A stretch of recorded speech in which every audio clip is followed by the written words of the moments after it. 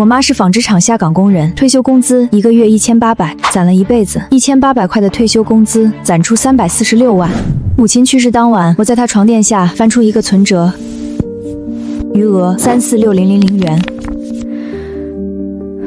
我爸坐在旁边点了根烟，手稳得像根铁钉。你妈攒了一辈子，你拿着。我妈是纺织厂下岗工人，退休工资1个月1800，攒了一辈子1800块的退休工资，攒出346万。第二天，我拿着存折去了银行，柜员打出流水的那一刻，我整个人像被按进了冰窟。我拿着流水单回家，拍在饭桌上，每月固定进账8000元，汇款人陆景行，一个我从没听过的名字，连续赚了18年。第一笔入账的日期是我出生那一天。爸，陆景行是谁？我爸盯着那3个字看了很久，他从柜子最深处摸出一张照片，泛黄的，压了不知道多少年。照片上的男人，西装领带，眉眼温和，长着一张和我一模一样的脸。我盯着照片，手在抖。爸，你什么意思？你不是我亲生的。我张了张嘴，发不出声音。你妈年轻时候在纺织厂上班，厂里来了个谈合作的年轻老板，长得体面，说话斯文。你妈那时候全场最漂亮的女工。他顿了顿。后来你妈怀了你，那个男人陆景行说要把你妈接走，给他名分。然后呢？然后他老婆知道了，他老婆叫秦婉容，家里搞房地产的。他带了6、7个人，直接冲到厂里，当着几百号工人的面，拽着你妈的头发往水泥地上拖。我攥紧了拳头。打完不算，秦婉容让人去厂领导那儿告状，说你妈勾引有妇之夫，破坏别人家庭。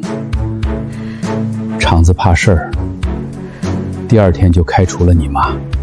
那陆景行呢？他跪在他老婆面前发誓再也不见你妈，当着你妈的面跪的。我闭上了眼。你妈大着肚子被赶出厂子，全城都传她是狐狸精，没人敢收留她。我那时候在厂里看大门，老实人一个，也娶不到老婆。你妈需要个落脚的地方，我们就这么搭伙过了。所以你一开始就知道？知道。每个月8万，你也知道？知道。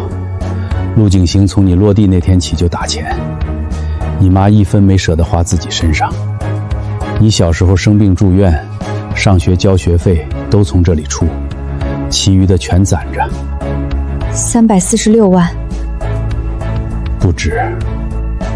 什么意思？18年，1个月8万，你自己算。1700多万，存折上只剩346万，差了将近1400万。剩下的钱呢？李建国站起来，又在柜子里翻了一会儿，拿出一个牛皮纸信封。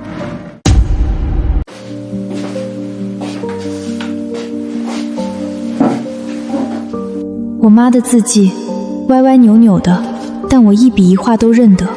我撕开信封，4个字：阿皮亲戚。里面掉出来一张名片，名片背面是我妈的笔记。阿婆，找到他，他会告诉你一切。妈妈这辈子最对不起你，但妈妈做的一切都是为了你。我妈纺织厂下岗工人，退休工资1800。她什么时候认识了律师？她背着所有人，到底在做什么？那天晚上我没睡，我坐在我妈住了18年的小房间里，翻遍了她的东西。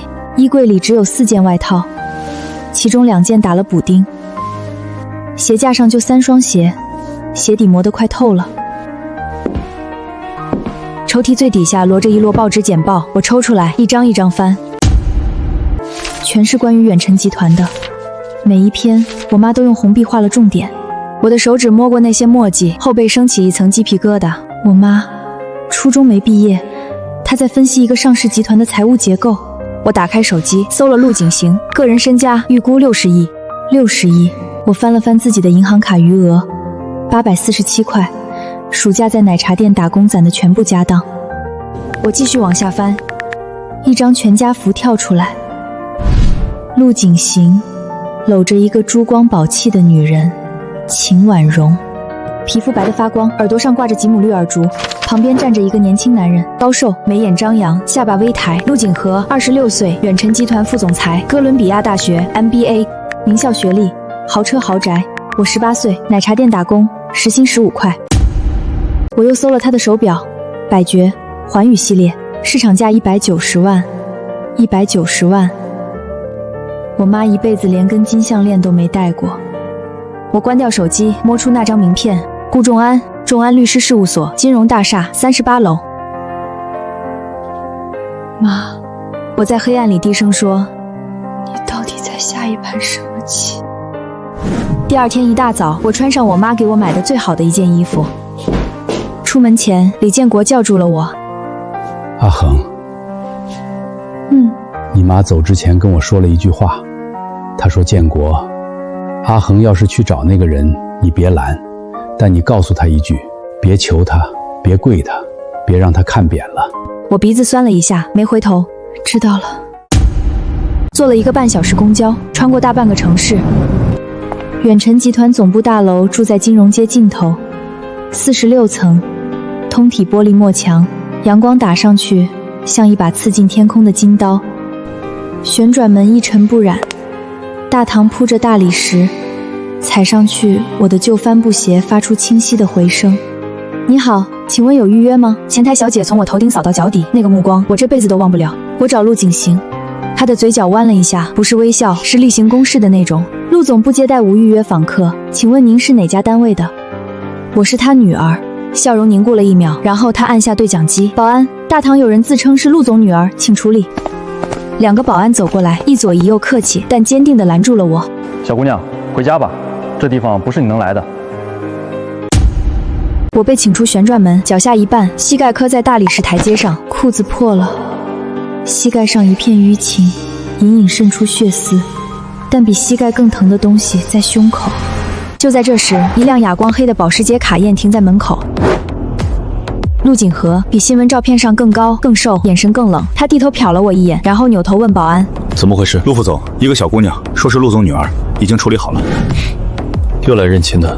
陆景和垂着眼皮打量了一下坐在地上的我，他打开钱夹，抽出一张名片，弯腰放在我旁边的台阶上。打这个电话会有人帮你，别再来这儿了，让前台登记一下，下次直接请出去。皮鞋哒哒哒踩过大理石，头也没回。我坐在原地，风吹过来，那张名片轻轻翻了个面。我盯着它看了几秒，推开律所大门，前台看了我一眼，这个眼神和远程的不一样。请问找哪位？顾仲安律师。您贵姓？李书恒。他的表情变了，变得非常恭敬。顾律师，有位李小姐来访。是的，李书恒。好的。李小姐，顾律师在38楼最里面那间办公室，他说他等您很久了。他看到我脸的一瞬间，那双眼睛红了。我没寒暄，顾律师，我妈让我来找你，她说你会告诉我一切。我的眼泪掉在了桌面上。之后15年，你妈每年把绝大部分汇款投入远程集团的股票，早期股价低，盘子小，她一笔一笔的买，后来上市了，涨了，她买的少，但从没停过。17200万，我妈退休工资1800，穿补丁衣服，鞋底磨得见光，一辈子连块像样的蛋糕都舍不得买。她用15年，在所有人看不见的地方，1块钱1块钱的买下了远程集团8%的股份。陆景和递了张名片让我别再来了，而我手里的远程集团股份比他都多。还有一样东西，顾仲安从档案盒最底下抽出一个牛皮纸信封。你妈交代过，这封信只有在她去世之后才能打开。我撕开蜡封，抽出几页纸，手写的，字迹歪歪扭扭，有几个地方墨水溅开了，被泪水打湿过。阿恒，如果你看到这封信，说明妈妈的药终究还是没换回来。我全身的血凝住了。顾律师，我妈到底是怎么死的？顾仲安沉默了很久。你先把信看完。2021年4月开始头晕，社区医院开了药没用。2021年7月，王姨说她认识个好大夫，帮我换了药，吃了2个月更严重，头疼欲裂，夜里呕吐不止。2022年1月，我偷偷把药片拿到市人民医院化验，报告出来药里被人掺了铅化合物。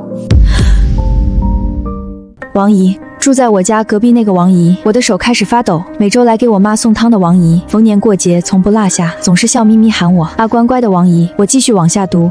2022年3月，我去查了王姨的底细，她不是什么社区志愿者，她真名叫王桂芬，10年前在秦婉容的娘家做过保姆。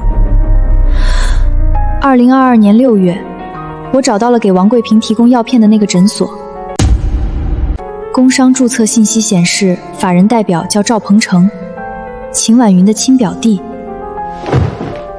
2023年，身体已经很差了，医生说肝肾损伤严重，建议住院。我没去，证据还差最后一环。2024年2月，我把所有东西都交给了顾律师，药物化验报告3份，分别来自市人民医院、省疾控中心、北京第三方检测机构。王桂芬的银行流水、诊所工商材料、赵鹏培的转账记录。阿恒，妈妈不是病死的，妈妈是被人害死的。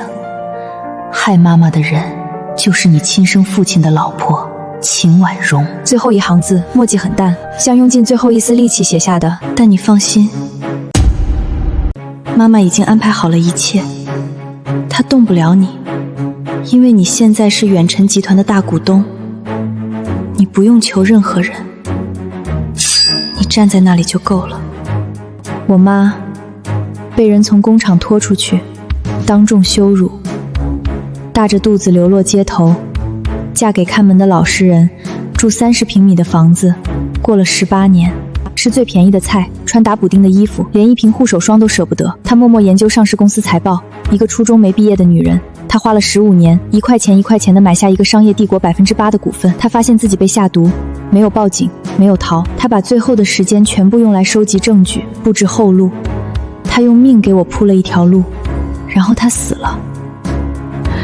顾律师，我要告他。顾仲安看着我，没有丝毫意外。你妈说过，如果你来了，你一定会说这句话。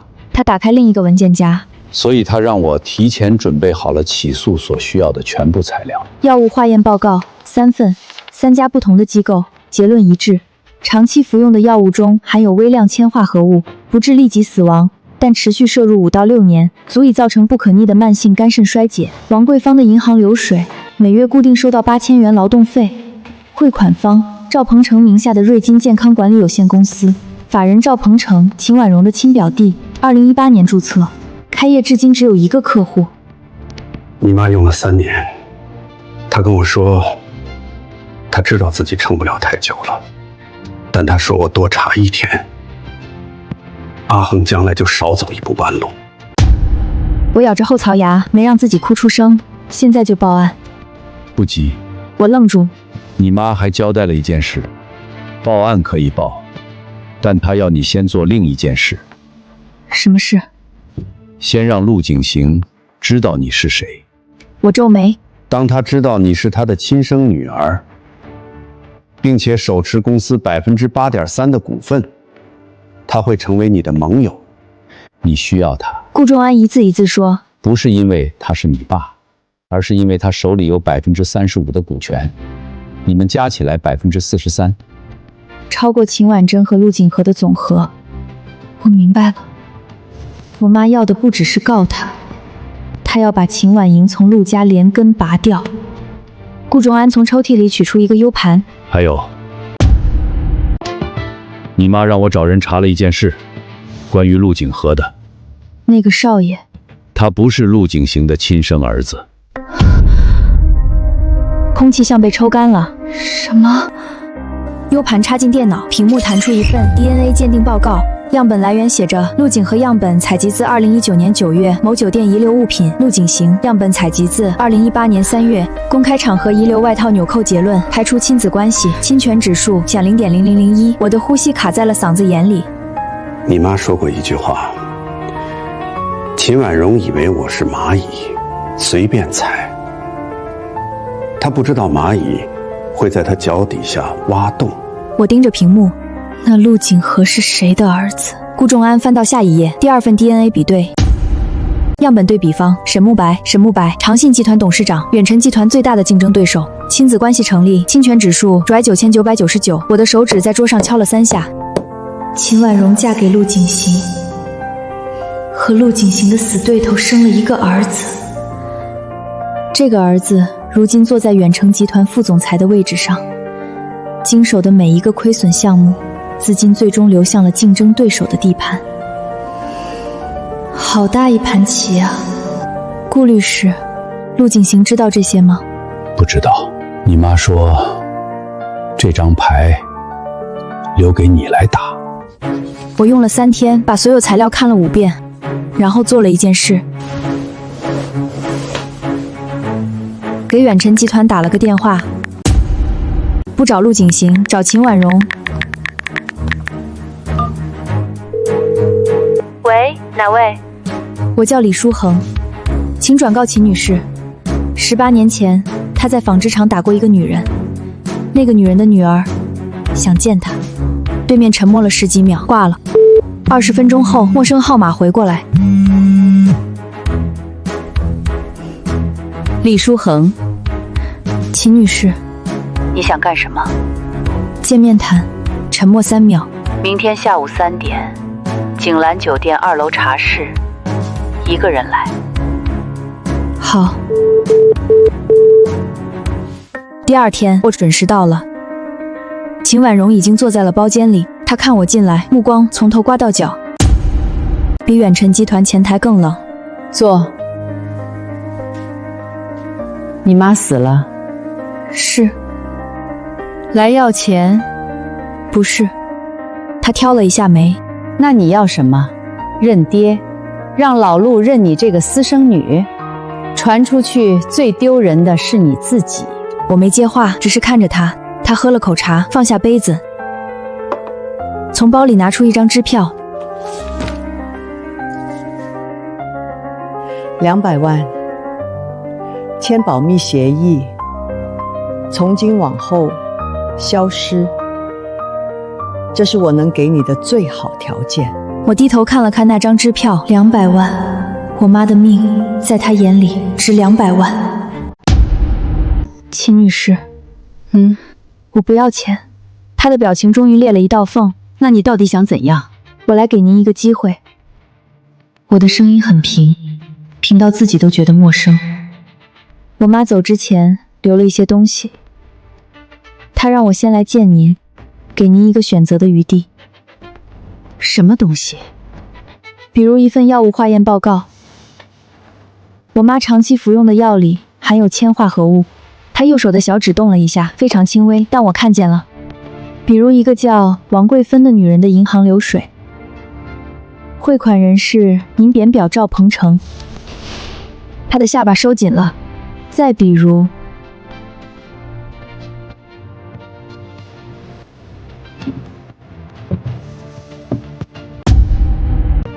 一份 DNA 报告，证明陆景和不是陆景行的亲生儿子。茶杯从他手里掉了，碎了一地。他死死盯着我，瞳孔缩成了针尖。你……我弯腰把桌上那张200万的支票拿起来，一撕2半。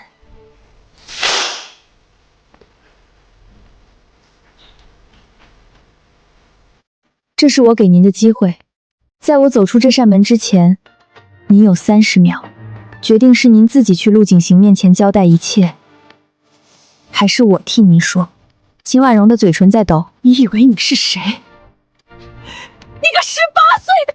我是远程集团持股8.3%的股东。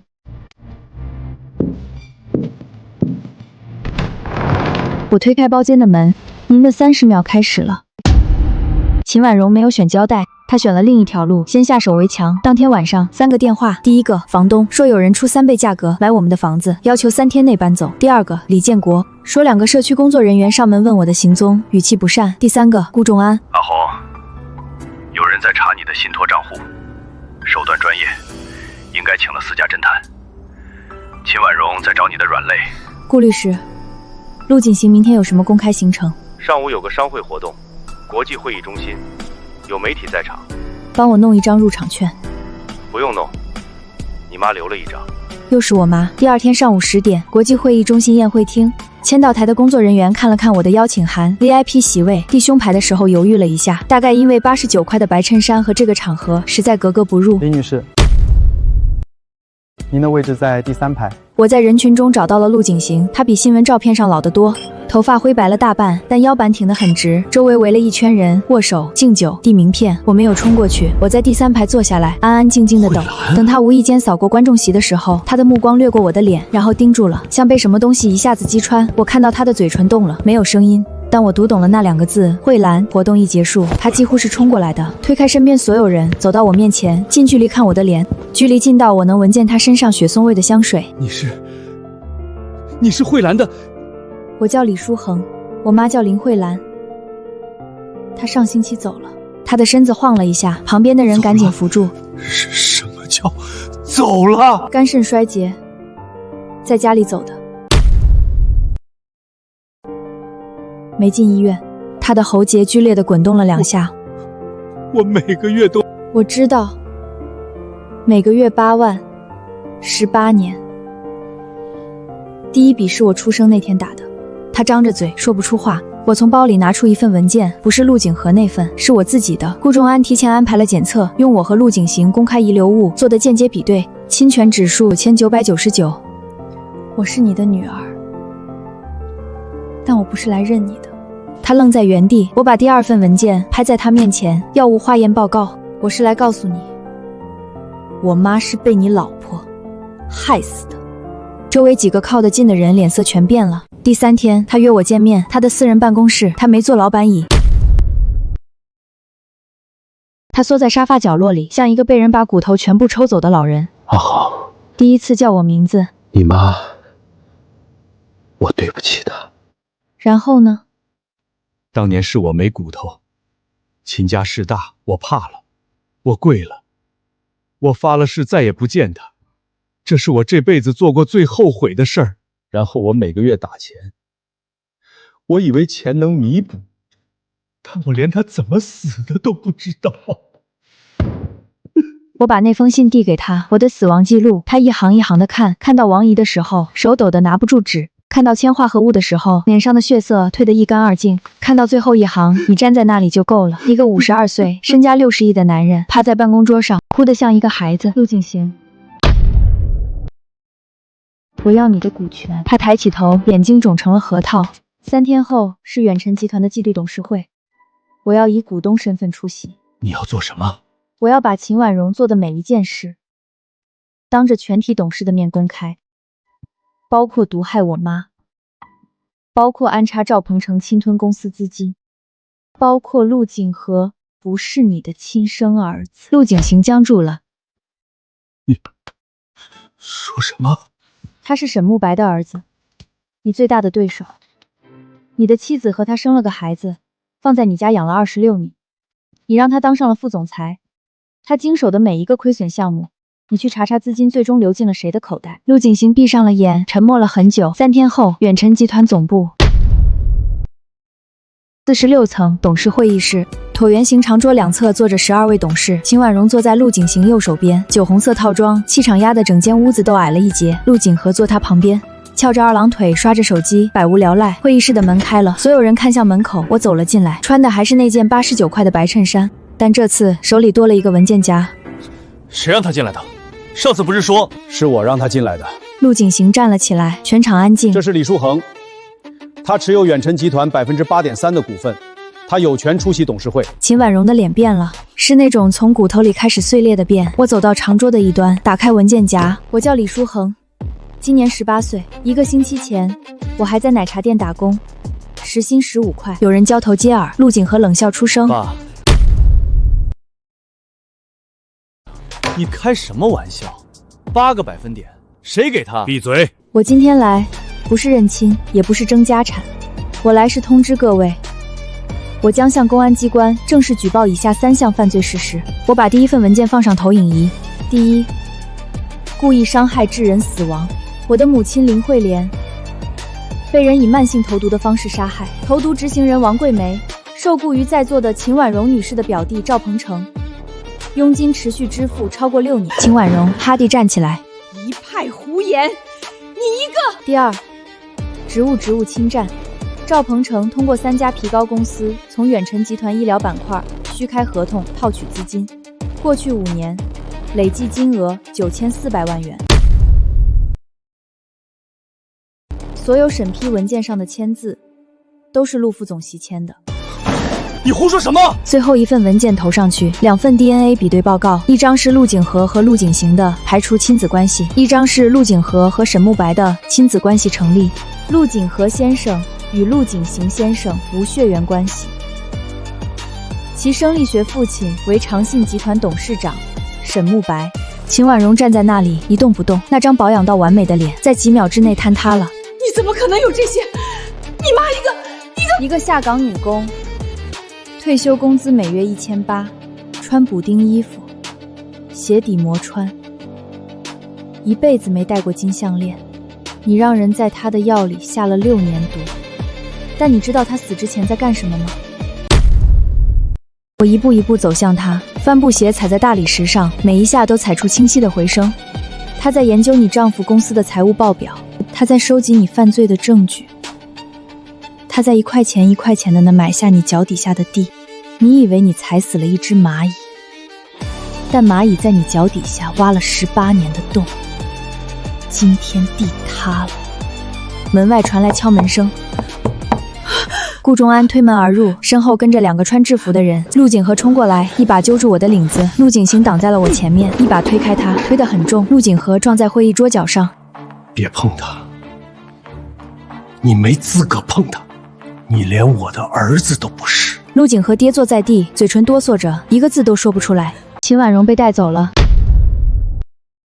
陆景和也被带走了，整个过程不到30分钟，12个董事盯在椅子上，没一个人动弹。我关掉投影仪，收起文件夹，走到门口，陆景行叫住了我。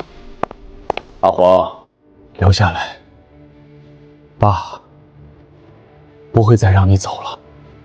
陆先生，我妈让我来，不是为了给你当女儿，她让我来，是为了告诉你，有些债用一辈子都还不完。我把手伸进口袋，掏出那张名片，陆景和当初递给我的那张。这是陆景和当初让我打这个电话别再来的。我把名片放在会议桌上，替我还给他，告诉他，李书涵这辈子从没收过任何人施舍的东西。推门出去，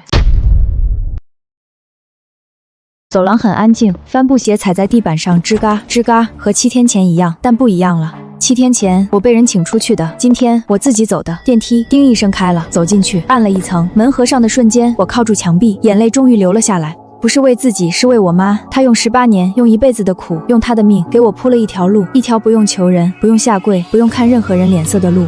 妈，我替你赢了。3个月后，秦婉容因涉嫌故意杀人罪、慢性投毒致人死亡、职务侵占罪被正式逮捕。赵鹏程、王贵分为共犯，同案刑拘。陆景和被免去一切职务。沈慕白在舆论崩塌后辞去长信集团董事长，远程集团启动全面内部审计，多名秦婉容安插的管理层被清退。陆景行在媒体面前承认了我的身份。汇蓝基金揭牌那天来了很多人。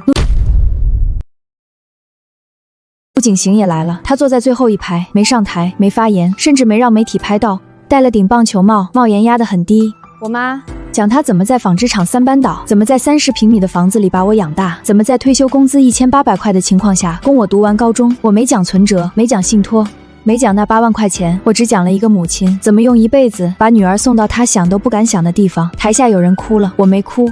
我妈教过我，眼泪要在没人的时候流。结束后，陆景行在停车场等我，他倚在那辆黑色轿车上，帽檐下的眼睛红红的。阿航，你妈要是今天能看见，她看见了。当年你妈怀着你的时候，我让人给她送过一件东西，一块玉佩，我妈留给儿媳妇的，我没敢当面给，让司机悄悄塞在她门缝底下。他让司机还回来了，里面多了张纸条，上面写着一句话，他写：等你站着的时候再来找我。我这一辈子再也没敢站起来过。他等了你18年，你一直在跪着，现在你站起来了，但那个要等的人已经不在了。留着吧，这是你欠他的，不是欠我的。他攥着那个布包，指节发白。我转身走了，没回头。1个月后，顾仲安给我打了个电话。阿红，秦婉容的案子提前开庭了，检察院那边的证据非常扎实，他没有翻供的空间。赵鹏程和王桂芳都认了。量刑建议是死刑，无期或死缓。慢性投毒的故意杀人认定在司法实践中比较谨慎，但加上职务涉骗、洗钱等罪名，数罪并罚，他出不来了。好。还有一件事，陆景和的亲生父亲沈木来最近在找中间人联系我们，他要买你手里的股份。不卖。我替你回了，但他传了一句话，他说他知道你妈的事儿，他从来没让秦婉容去下毒，这是秦婉容自己的主意。他当然不会认。但他儿子坐在远程副总裁位置上，帮他掏空了将近1个亿，这笔账他认不认？顾仲安没说话。顾律师，帮我做一件事。你说。把沈慕白和陆景和的 DNA 报告，以及赵鹏程名下3家壳公司的资金流向，实名抄寄一份到长信集团的董事会，让他的股东们看看他们的董事长这些年都在忙什么。已经发了。你妈生前就拟好了发送名单。我愣了一下，然后笑了，笑着笑着眼泪掉了下来。妈，你到底还藏了多少张牌？又过了半个月，陆景行的秘书打来电话，说陆景行想让我去一趟公司。什么事？陆总说他想把集团总裁的位置让给你。我到的时候，陆景行坐在办公室里，面前放着一摞文件。我不做总裁。我知道，但我想让你知道一件事，你妈攒的那8.3%的股份，加上我手里这35%，合起来是43.3%。在公司章程里，这个比例已经超过了重大事项1票否决的阈值。这是我拟的股权结构调整方案，我名下的35%分成2份，15%归你，剩下的20%设立一个投票权信托，由你和公司管理层共同行使。从今往后，远辰集团的事儿没有你点头，谁都说了不算。我低头看着那份文件，你为什么要这么做？因为你妈说的对，有些债用1辈子都还不完，但我至少可以从今天开始试着还一点。我把文件合上，我会让顾律师来谈。好。他站起来。阿恒，我知道你没叫我爸，也不会叫我爸，但你记住一件事儿，从今往后，远辰集团就是你的后盾，不是因为你是我女儿，是因为你手里的股份、你的证据、你的能力，以及你妈的在天之灵。我看着他，谢谢。这是我第一次对他说这个词，不是谢谢你给了我生命，而是谢谢你终于做了一件对得起我妈的事。出了远辰大楼，我站在金融街的天桥上，风吹过来，带着初秋的凉意。我掏出手机，翻到相册里最后一张照片，是我妈年轻时候的黑白照片，扎着2条辫子，站在纺织厂门口，笑得很好看。她那时候大概18岁，和我现在一样的年纪。妈，我对着照片轻声说，你当年在纺织厂的时候，有没有想过有一天你的女儿会站在这里，站在这座城市最高的几栋楼之间，手里攥着几10亿的股权？你应该没想过，你只想让我活下去，活着，有尊严的活着。你做到了。我关掉手机，走下天桥。街边的奶茶店还在招暑假工，时薪15块。我站了一会儿，笑了。3个月后，秦婉容被判处无期徒刑，剥夺政治权利终身；赵鹏程被判处有期徒刑12年，王桂芬被判处有期徒刑8年。陆景和因职务侵占罪被另案起诉，涉案金额9400万元，等待他的将是10年以上的刑期。沈慕白在长信集团董事会的压力下辞去董事长职务，并被迫以市场价回购了陆景和名下虚设壳公司的全部劣质资产，损失超过2个亿。远辰集团内部审计完成，清理出秦婉容安插的管理人员11人，全部开除并追究相关责任。股价在动荡后企稳回升。我没有出任总裁，我回到了学校，还有1年高考，我报了文科，我想学法律。不是为了当律师，而是我想知道我妈当年攥着40万现金去找顾仲安的时候，她用的那条路到底是怎么走通的。我想替她走下去。存折还在我妈遗像前，346万1分没动。旁边那条金项链在灯光下闪着细碎的光。有时候晚上做完卷子，我会在旁边坐一会儿，什么也不说，就觉得她还在。妈，我现在过得挺好的，你不用再操心了。窗外有风，吹动窗帘，像有人在轻轻应了一声。